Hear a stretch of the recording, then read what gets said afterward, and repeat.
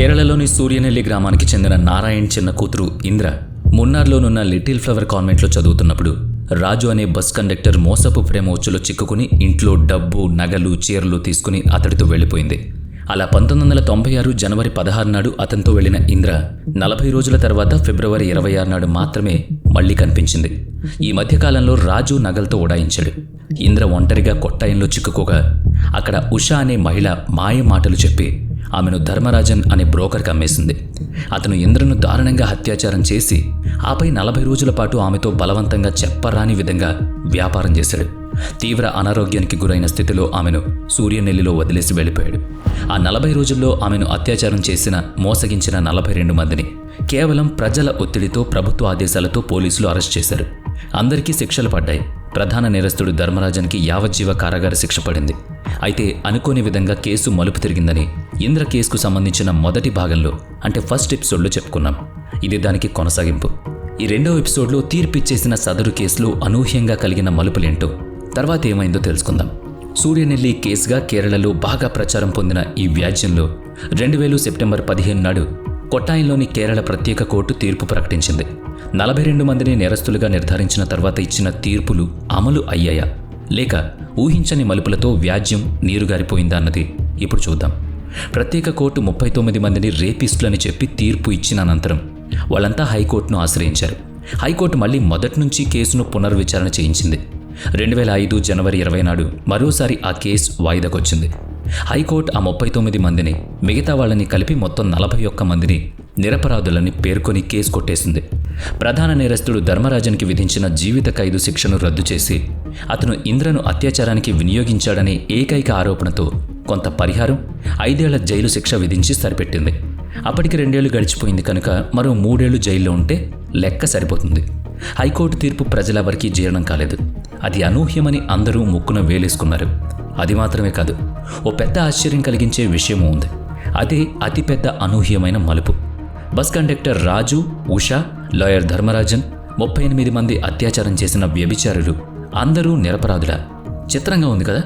ఇంద్ర 16 ఏళ్ల బాలిక అత్యాచారానికి గురై జీవితాన్ని కోల్పోయిందనుకుంటే, సదరు బాధితురాలికి వ్యతిరేకంగా నేరస్తులందరినీ నిందితులు కారని హైకోర్టు ప్రకటించడంతో ఇంద్ర పట్ల సహజంగానే సానుభూతి కలుగుతుంది.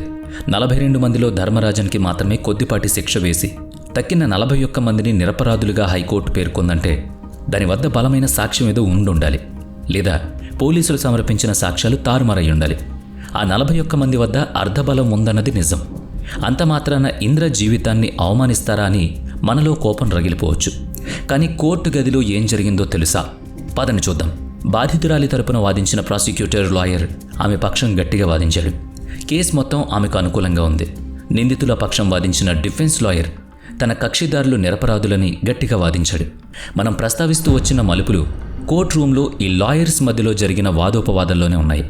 డిఫెన్స్ వాళ్ళు ఇంద్ర తన స్కూల్ అవసరాల కోసం ఇచ్చిన డబ్బును నిర్లక్ష్యంగా ఖర్చు చేసిందని వాదించారు.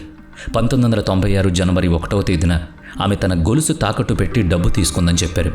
అది రాజు బలవంతంగా డబ్బుల కోసం వేధించినందువల్లే అని మనకు తెలుసు. అయితే ఆమె మారు పేరుతో తాకట్టు పెట్టిందని డిఫెన్స్ వాదించింది. ధర్మరాజన్ మోసగింపు మాటలతో ఇంద్రను లాడ్జ్కి తీసుకుపోయి ఆమె గౌరవాన్ని మంట కలిపిన మాట వాస్తవమే. కానీ ఆ తర్వాత అనేక ప్రాంతాలు తిప్పుతూ ఆమె శరీరాన్ని అమ్మకానికి పెట్టినప్పుడు కనీసం ఒక్కసారి కూడా ఆమె పారిపోవడానికి ప్రయత్నించలేదా అని డిఫెన్స్ ఓ కొత్త అనుమానాన్ని ప్రస్తావించారు. డిఫెన్స్ అడిగిన ప్రశ్నలకు ప్రాసిక్యూటర్ జవాబులిస్తూ ఇంద్ర కుటుంబం మంచి స్థితివంతులే కనుక డబ్బుల కోసం ఇబ్బందుల పాలయ్యే అవకాశం లేదని చెప్పింది. ఆమె తల్లిదండ్రులు ఇచ్చిన డబ్బును రాజు బలవంతంగా లాక్కునేవాడు కనుక గొలుసు తాకట్టు పెట్టి మరీ అతనికి డబ్బులిచ్చింది. అయితే చిన్న వయసు బాలిక కనుక భయంతో ఆ విషయాలేవీ ఇంట్లో చెప్పలేదని ప్రాసిక్యూషన్ బదులిచ్చింది. ధర్మరాజన్ బెదిరింపుల మూలంగా ఆమె పారిపోయే ప్రయత్నం చేసి ఉండకపోవచ్చని కూడా అభిప్రాయపడింది. ఇంద్రను ధర్మరాజన్ 2 సార్లు కొట్టాయం బస్ స్టేషన్కి తీసుకొచ్చినప్పుడైనా ఆమె పారిపోయి ఉండొచ్చు కదా. ఆమె అక్కడ 10వ తరగతి వరకు చదివింది కదా. కాబట్టి మిగతా ఊర్లు తెలియకపోవచ్చు, కానీ కొట్టాయంలో గట్టి పరిచయమే ఉంటుంది కదా అని డిఫెన్స్ తిరిగి వాదించింది. బస్టాండ్లో మనుషులు నిరంతరం తిరుగుతూనే ఉంటారు కనుక బహిరంగ ప్రదేశంలో జనం మధ్య ఆమెకు భయం ఎందుకని ప్రశ్నించింది.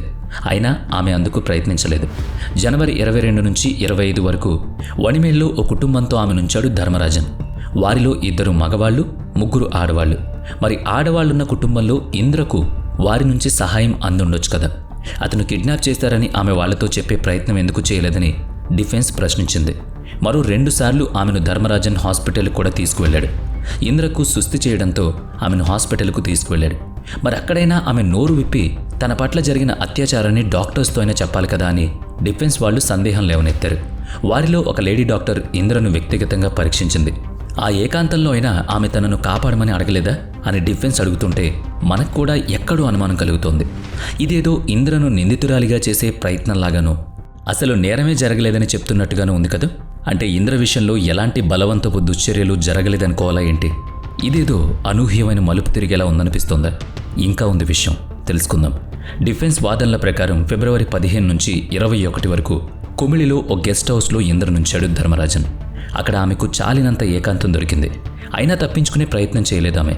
ఆమెను అక్కడ కట్టి పడేయనూ లేదు. ఆమె గదికి తాళం వేయలేదు. పైగా ఆ గెస్ట్ హౌస్కి దగ్గరలోని ఇళ్ల వాళ్లతో పొరుగింటి వాళ్లతో మాట్లాడినట్టే ఆమె మాట్లాడింది. పైగా ఆ పొరుగింటి వారి వద్ద ఫోన్ కూడా ఉంది. ఆమె ఆ ఫోన్ ద్వారా తన మేనమావతో తాను స్నేహితులతో టూర్లో ఉన్నానని, కొన్ని రోజుల్లో వచ్చేస్తానని చెప్పింది. ఆ సమయంలో ఆమెతో ధర్మరాజన్ లేడని ఆ పొరుగింటి వాళ్ళు సాక్ష్యం ఇచ్చారు. అంటే ఎవరో బలవంతంగా ఆమె చేత అలా అబద్ధపు ఫోన్ చేయించారనుకోవడానికి వీల్లేదు. ఒకానొక సమయంలో ఇంద్ర తనను అపహరించిన ధర్మరాజన్తో సినిమా చూడ్డానికి వెళ్ళిందని, అదెలా సాధ్యమని డిఫెన్స్ అడిగింది. కిడ్నాపర్తో సినిమా థియేటర్లో సినిమా చూడడం విడ్డూరంగా లేదా అంది. పోనీ ఇవన్నీ ఆమె బెదిరింపుల వల్లే చేసిందనుకున్నా కూడా అవకాశం ఉన్నప్పుడు ఆమె అతడి చెర నుంచి తప్పించుకోవాలి కదా అనేది డిఫెన్స్ వాదన. అసలు ఆమె ఆ ప్రయత్నమే చేయలేదు. పైగా మొట్టమొదటి విచారణలో ఆమె తాను అతనితో సినిమాకు వెళ్ళినట్టు పోలీసులతో చెప్పింది. ఆ తర్వాత జరిగిన పునర్విచారణలో వెళ్ళలేదని మాట మార్చింది. కాబట్టి అన్ని చోట్లకు ఆమె ఇష్టపూర్వకంగానే ధర్మరాజన్తో వెళ్ళినట్టు ఇవన్నీ చూస్తుంటే అనిపిస్తోంది. ఇది మనకు అనిపించడం, డిఫెన్స్కి అనిపించడం కాదు. సాక్షాత్తు ఇంద్ర తండ్రి నారాయణే పోలీసులతో స్వయంగా చెప్పాడు తన కూతురు ఆ ధర్మరాజన్తో ఇష్టాపూర్వకంగానే వెళ్ళిందని. కాబట్టి ఇంద్రను ధర్మరాజన్ అపహరించలేదని డిఫెన్స్ తేల్చి చెప్పింది. దాని ప్రాసిక్యూషన్ పూర్తిగా కొట్టేసింది. 1996 జనవరి 16 నాటి రాత్రి కొట్టాయం బస్టాండ్లో ఉషా అనే మహిళ ఇంద్రను ధర్మరాజన్కి అమ్మేసినప్పుడు ఉషా ధర్మరాజన్లు ఆటోలో ప్రయాణిస్తూ ఓ చిన్న పిల్ల వల్ల చిక్కింది, ఆమెతో వ్యాపారం చేసి దండిగా సొమ్ము గుంజొచ్చు అని మాట్లాడుకోవడాన్ని ఆటో డ్రైవర్ విన్నాడు. అదే అతడు కోర్టులో కూడా చెప్పాడు. 16 ఏళ్ల ప్రాయంలో మంచి చెడు విచక్షణ లేని ఇంద్ర ధర్మరాజన్తో తెలిసే వెళ్ళినా కానీ 38 మంది తనను బలాత్కరించడం చట్టరీత్యా నేరమే అవుతుందని ప్రాసిక్యూషన్ వాదించింది. ఇదిగో ఇక్కడే ఉంది బిగ్ ట్విస్ట్. డిఫెన్స్ వాళ్ళు 2 వేర్వేరు హాస్పిటల్ రిపోర్ట్స్ను కోర్టుకు సమర్పించారు. ఇంద్రను ధర్మరాజన్ తీసుకువెళ్లిన కుమిళి హాస్పిటల్ రిపోర్ట్, ఇంద్రను ఆమె తండ్రి హాస్పిటల్కు తీసుకువెళ్లినప్పుడు పరీక్షించిన డాక్టర్ వికే భాస్కరన్ ఇచ్చిన రిపోర్ట్. రెండిట్లోనూ ఆమె జననేంద్రియాల్లో తీవ్రమైన గాయాలున్నాయని, ప్రమాదకరమైన స్థాయిలో ఇన్ఫెక్షన్లున్నాయని చెప్పబడింది. వాటి పేర్లు కూడా వాటిలో ప్రస్తావించారు. అత్యాచార సమయాల్లో తనను తాను కాపాడుకోవడానికి పెనుగులాడినందువల్ల ఆ ప్రదేశాల్లో గాయాలు ఏర్పడడం సహజం. రక్తస్రావం అవ్వడం, వాపు రావడం సహజం. ఇంద్ర మెడికల్ రిపోర్ట్స్లో, మరీ ముఖ్యంగా డాక్టర్ వికే భాస్కరన్ రిపోర్ట్లో ఆమె జననేంద్రియ గాయాలు పెనుగులాట మూలంగా ఏర్పడినట్లు లేవని, ఆమె తనపై జరుగుతున్న అత్యాచారాలను ప్రతిఘటించినందువల్ల ఆ గాయాలు ఏర్పడినట్టు తాను నిర్ధారించలేనని రాశారు. ఆ నివేదికను చదివినప్పుడే ఇంద్ర తండ్రి నారాయణకి ఆమె చెప్పిన చాలా విషయాలు అర్థమయ్యాయని మనం మొదటి విభాగంలోనే చెప్పుకున్నాం. అవి ఇవే. కాబట్టి ఇంద్ర పోలీసులకు చెప్పిన విషయాలు అసత్యాలు లేదా అర్ధసత్యాలు మాత్రమే అయ్యుండాలని డిఫెన్స్ బలంగా వాదించింది. ఆమె తన సొమ్మును రాజుకు ఇచ్చేస్తూ వచ్చింది. చివరకు గొలుసు తాకట్టు పెట్టింది. పైగా స్కూల్ ఫీజు కూడా తనకే ఇచ్చింది. ఇక ఆమె వద్ద సొత్తు లేదు. డబ్బు కోసం రాజు చేసే ఒత్తిడి ఎక్కువైంది. అతని బెదిరింపుల నుంచి కాచుకోవాలంటే అతనికి డబ్బులు ఇస్తూ ఉండాలి. స్కూల్ ఫీజు కోసం, తాకట్టులోని గొలుసు విడిపించడం కోసం కూడా డబ్బు అవసరం. కాబట్టి ధర్మరాజన్ ద్వారా ఆమె 38 మందితో ఉద్దేశపూర్వకంగానే వ్యభిచారించిందని డిఫెన్స్ లాయర్లు కోర్టులో వాదించారు. ఇంద్ర ప్రవర్తన గురించి వివరిస్తూ, కొట్టాయంలో ఆమె 10వ తరగతి వరకు చదివిన రోజుల్లో హాస్టల్లో ఉన్నప్పుడు ఆమె తరచూ పక్క తడుపుకునేది. హాస్టల్ సిబ్బంది ఆమెను ఆ విషయంపై ఎగతాళి చేసేవాళ్ళు. అందుకనే ఆమెను ఆమె తల్లిదండ్రులు మున్నార్లోని కాన్వెంట్లో చేర్చారని డిఫెన్స్ వాళ్ళు చెప్పారు. పైగా స్కూల్ వాళ్ళు ఏం చెప్పారంటే ఇంద్ర క్రమశిక్షణతో ఉండేది కాదన్నారు. ఆమె ప్రవర్తన మంచిగా లేదన్నారు. అందుకే తాము ఆమెను స్కూల్ నుంచి పంపించేస్తున్నామన్నారు. ఇంద్ర సైతం తల్లిదండ్రులకు రాజు విషయం చెప్పలేదు. గొలుసు తాకట్టు పెట్టిన సంగతి చెప్పలేదు. పైగా ఇంట్లో తెలియకుండా డబ్బు, నగలు కాజేసి తీసుకెళ్లిపోయింది. 16 ఏళ్ల వయసులో సొంత ఇంట్లో సొత్తు కాజేసి ప్రేమించాననుకున్న ఓ మోసగాడితో పారిపోయింది. నిజమే, ఆమెలో కొంచెం ఆ విచక్షణ, తెలివి లేనిలేవు. కనుకని బురదలో కాలు పెట్టింది. పారిపోయాక ఏం జరిగిందో మళ్ళీ చెప్తే కథ మొత్తం పునరావృతం అవుతుంది. అంతా మీకు తెలిసిందే. ఆమె గురించి దయనీయంగా సానుభూతిగా అనుకున్న మాటలన్నీ శుద్ధ అసత్యాలని అప్పుడు మనకు తెలీదు. హైకోర్టులో డిఫెన్స్ వాదనల తర్వాతనే అన్నీ బయటపడ్డాయి. అందాక ప్రజలు ఆమెకు మద్దతుగా పెద్ద ఎత్తున చేసిన గొడవలు ఆందోళనలకు విలువ లేకుండా పోయింది. ప్రాసిక్యూషన్ వాళ్ళు డిఫెన్స్ వాళ్ల వాదనకు ఖండిత వాదన చేయలేకపోయారు. హైకోర్టు తీర్పులో ఇంద్ర పట్ల ఘోరం జరిగిందని భావిస్తూ వచ్చిందంతా ఆమె తన పూర్తి సమ్మతితోనే చేసిందని ఇప్పుడు భావిస్తున్నామని, 16 ఏళ్ల వయసున్న స్త్రీకి సొంత లైంగిక స్వేచ్ఛ ఉంది కనుక ఇది ఆమె అమాయకత్వంతో చేసిన పని కాదని, కావాలని తన శరీరాన్ని పెట్టుబడిగా పెట్టి ఆమోదయోగ్యం కాని అలాంటి రీతిలో డబ్బు సంపాదన కోసమే అంతా చేసిందని, అందుకోసం ధర్మరాజన్ తోడ్పడ్డాడని నిర్ధారణగా భావిస్తున్నట్టు చెప్పారు. కాబట్టి ఆమె పట్ల అత్యాచారం జరగలేదు కనుక 38 మందిని విడుదల చేస్తున్నామని హైకోర్టు చెప్పింది. అయితే వ్యభిచారాన్ని ప్రోత్సహించి సహకరించిన ధర్మరాజన్కి 5 ఏళ్ల జైలు శిక్ష విధిస్తూ కోర్టు తీర్పునిచ్చింది. అన్నట్టు 2012 నుంచి న్యాయసమ్మతమైన వయసును 16 నుంచి 18 ఏళ్లకు పెంచారు. 2012 తర్వాత పోక్సో చట్టం అమల్లోకి వచ్చింది. అవి మనం తెలుసుకోవాలి. ఇంతకీ ఇంద్రను హైకోర్టు ఏం అనలేదా అంటే గట్టిగానే మందలించింది. తండ్రి వయసు వాళ్లతో లైంగికంగా కలిసిన ఆమె అవివేకాన్ని తప్పుబట్టింది. పరిణతి లేకుండా ఇంద్ర చేసిన పనికి ఆమె జీవితం తలక్రిందులైంది. ఆమె కుటుంబం అవమానం పాలైంది. మానసికంగా సామాజికంగా వాళ్ళు బాగా దెబ్బతిన్నారు. స్నేహితులు, బంధువులు, ఇరుగు పొరుగు వాళ్ళు ఇంద్రను చాలా వ్యత్యాసంగా చూడడం మొదలుపెట్టారు. అసలు వారి కుటుంబాన్ని దూరం పెట్టేశారు. ఒక రకంగా వెళ్ళేశారు. మరో మాటలో చెప్పాలంటే కన్నెత్తి కూడా చూడలేదు. తమపై పడిన మచ్చను తొలగించుకోవడానికి వాళ్ళు సుప్రీంకోర్టును ఆశ్రయించారు. సుప్రీంకోర్టు 2014 ఏప్రిల్ 14న ఇచ్చిన తీర్పు మళ్లీ అందరినీ నివ్వెరపరిచింది. అవును, సుప్రీంకోర్టు ధర్మరాజన్కి తిరిగి యావజ్జీవ ఖైదును, తక్కిన వాళ్ళందరికీ 4 నుంచి 14 ఏళ్ల వరకు జైలు శిక్ష విధిస్తూ కొట్టాయిలోని ప్రత్యేక కోర్టు ఇచ్చిన తీర్పునే తిరిగి విధించింది. ఇందులో తప్పేం కనిపించడం లేదు. కానీ ఇరుపక్షాలు చేసింది తప్పే కదా. శిక్ష ఇరుపక్షాలకు వెయ్యాలని అనిపించడం సహజం. సుప్రీంకోర్టు వ్యాఖ్యల్ని మనం జాగ్రత్తగా గమనించాలి. మనం మన సొంత అభిప్రాయాల్ని వ్యక్తం చేసినట్టు కోర్టులు వ్యక్తం చేయవు.